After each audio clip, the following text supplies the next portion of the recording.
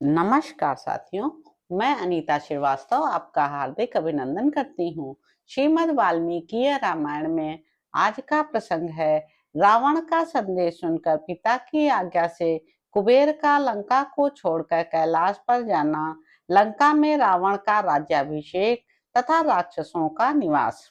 रावण आदि निशाचरों को वर प्राप्त हुआ है, यह जानकर सुमाली नामक राक्षस अपने अनुचरों सहित भय छोड़कर रसातल से निकला। साथ ही मारीच, प्रहस्त, विरूपाक्ष और महोदर ये उस राक्षस के 4 मंत्री भी रसातल से ऊपर को उठे। वे सब के सब रोषावेश से भरे हुए थे। शेष राक्षसों से घिरा हुआ सुमाली अपने सचिवों के साथ दशग्रीव के पास गया और उसे छाती से लगाकर इस प्रकार बोला, वत्स, बड़े सौभाग्य की बात है कि तुमने त्रिभुवन श्रेष्ठ ब्रह्मा जी से उत्तम वर प्राप्त किया, जिससे तुम्हें यह चिरकाल से चिंतित मनोरथ उपलब्ध हो गया। महाबाहो, जिसके कारण हम सब राक्षस लंका छोड़कर रसातल में चले गए थे, भगवान विष्णु से प्राप्त होने वाला हमारा यह महान भय दूर हो गया। हम सब लोग बारंबार भगवान विष्णु के भय से पीड़ित होने के कारण अपना घर छोड़ भाग निकले और सबके सब एक साथ ही रसातल में प्रविष्ट हो गए। यह लंका नगरी, जिसमें तुम्हारे बुद्धिमान भाई धनाध्यक्ष कुबेर निवास करते हैं, हम लोगों की है। पहले इसमें राक्षस ही रहा करते थे। निष्पाप महाबाहो, यदि साम दान अथवा बल प्रयोग के द्वारा भी पुनः लंका को वापस लिया जा सके तो हम लोगों का काम बन गया। तात, तुम ही लंका के स्वामी होगे, इसमें संशय नहीं है, क्योंकि तुमने इस राक्षस वंश का जो रसातल में डूब गया था उद्धार किया है। महाबली वीर, तुम ही हम सबके राजा होगे। यह सुनकर दशग्रीव ने पास खड़े हुए अपने मातामह से कहा, नाना जी, धनाध्यक्ष कुबेर हमारे बड़े भाई हैं, अतः उनके संबंध में आपको मुझसे ऐसी बातें नहीं कहनी चाहिए। उस श्रेष्ठ राक्षस राज के द्वारा शांत भाव से ही ऐसा कोरा उत्तर पाकर सुमाली समझ गया कि रावण क्या करना चाहता है, इसलिए वह राक्षस चुप हो गया, फिर कुछ कहने का साहस न कर सका। तदंतर कुछ काल व्यतीत होने पर अपने स्थान पर निवास करते हुए दशग्रीव रावण ने, जो सुमाली को पहले पूर्वोक्त उत्तर दे चुका था, निशाचर प्रहस्त ने विनय पूर्वक यह युक्ति युक्त बात कही। महाबाहो दशग्रीव, आपने अपने नाना से जो कुछ कहा है वैसा नहीं कहना चाहिए, क्योंकि वीरों में इस तरह के भातृभाव का निर्वाह होता नहीं देखा जाता। आप मेरी यह बात सुनिए। अदिति और दिति दोनों सगी बहनें हैं। वे दोनों ही प्रजापति कश्यप की परम सुंदरी पत्नियां हैं। अदिति ने देवताओं को जन्म दिया है, जो इस समय त्रिभुवन के स्वामी हैं, और दिति ने दैत्यों को उत्पन्न किया है। देवता और दैत्य दोनों ही महर्षि कश्यप के औरस पुत्र हैं। धर्मज्ञ वीर, पहले पर्वत, वन और समुद्रों सहित यह सारी पृथ्वी दैत्यों के ही अधिकार में थी, क्योंकि वे बड़े प्रभावशाली थे। किंतु सर्वशक्तिमान भगवान विष्णु ने युद्ध में दैत्यों को मारकर त्रिलोकी का यह अक्षय राज्य देवताओं के अधिकार में दे दिया। इस तरह का विपरीत आचरण केवल आप ही नहीं करेंगे, देवताओं और असुरों ने भी पहले इस नीति से काम लिया है, अतः आप मेरी बात मान लें। प्रहस्त के ऐसा कहने पर दशग्रीव का चित्त प्रसन्न हो गया।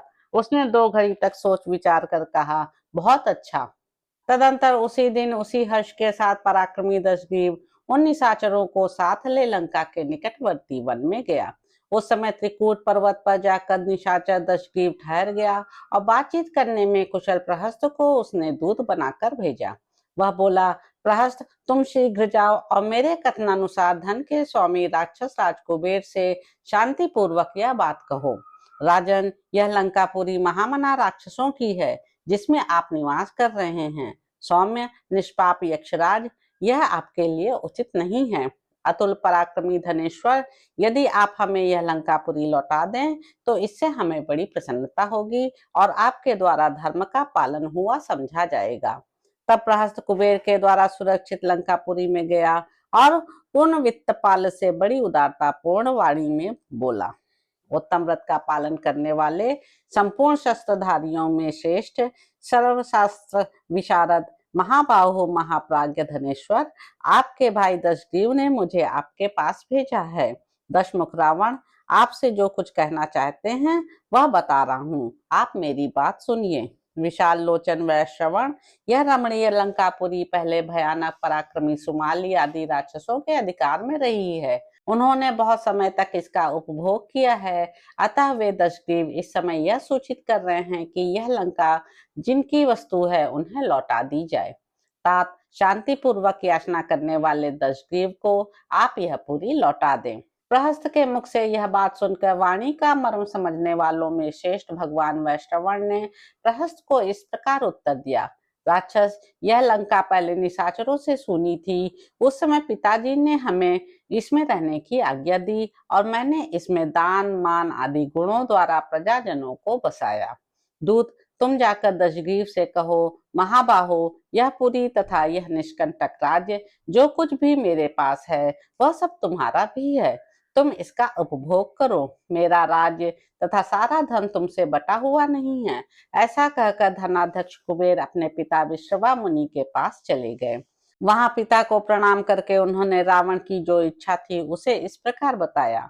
तात, आज दशग्रीव ने मेरे पास दूत भेजा और कहलाया है कि इस लंका नगरी में पहले राक्षस रहा करते थे, अतः इसे राक्षसों को लौटा दीजिए। सुव्रत, अब मुझे इस विषय में क्या करना चाहिए बताने की कृपा करें। उनके ऐसा कहने पर ब्रह्मर्षि मुनिवर विश्रवा हाथ जोड़कर खड़े हुए धनत कुबेर से बोले, बेटा मेरी बात सुनो। महाबाहु दशग्रीव ने मेरे निकट भी यह बात कही थी। इसके लिए मैंने उस दुर्बुद्धि को बहुत फटकारा, डांट बताई और बारंबार क्रोधपूर्वक कहा, अरे ऐसा करने से तेरा पतन हो जाएगा, किंतु इसका कुछ फल नहीं हुआ। बेटा, अब तुम ही मेरे धर्मानुकूल एवं कल्याणकारी वचन को ध्यान देकर सुनो। रावण की बुद्धि बहुत ही खोटी है। वह वर पाकर मदमत्त हो उठा है, विवेक खो बैठा है। मेरे शाप के कारण भी उसकी प्रकृति क्रूर हो गई है। इसलिए महाबाहो, अब तुम अंचरों सहित लंका छोड़कर कैलाश पर्वत पर चले जाओ और अपने रहने के लिए वहीं दूसरा नगर बसाओ। वहां नदियों में श्रेष्ठ रमणीय मंदाकिनी नदी बहती है, जिसका जल सूर्य के समान प्रकाशित होने वाले सुवर्ण में कमलों, कुमुदों, उत्पलों और दूसरे दूसरे सुगंधित कुसुमों से आच्छादित है। उस पर्वत पर देवता, गंधर्व, अप्सरा, नाग और किन्नर आदि दिव्य प्राणी, जिन्हें स्वभाव से ही घूमना फिरना अधिक प्रिय है, सदा रहते हुए निरंतर आनंद का अनुभव करते हैं। धनद, इस राक्षस के साथ तुम्हारा वैर करना उचित नहीं है। तुम जानते ही हो कि इसने ब्रह्मा जी से कैसा उत्कृष्ट वर प्राप्त किया है। मुनि के ऐसा कहने पर कुबेर ने पिता का मान रखते हुए उनकी बात मान ली और स्त्री, पुत्र, मंत्री, वाहन तथा धन साथ लेकर वे लंका से कैलाश को चले गए।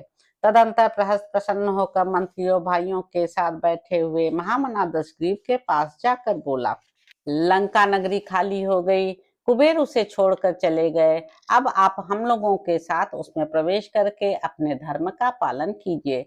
प्रहस्त के ऐसा कहने पर महाबली दशग्रीव ने अपनी सेना, अनुचर तथा भाइयों सहित कुबेर द्वारा त्यागी हुई लंकापुरी में प्रवेश किया।